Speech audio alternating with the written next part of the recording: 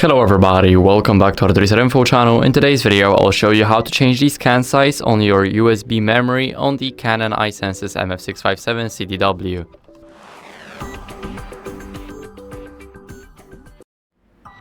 So first, what you guys want to do is open up the menu. So let me go back to home. Here we need to open menu and then we need to go over to function settings. Now we need to go to store and access files. Here in the common settings, we will see scan and store settings, USB memory settings, and now we need to change the default settings. So here, as you guys can see, we have the scan size. We can change it from, let's say, A4 to B5, letter, or something like the legal India or the government. So here we have a lot of options and we can choose the one that actually fits us. So that's it.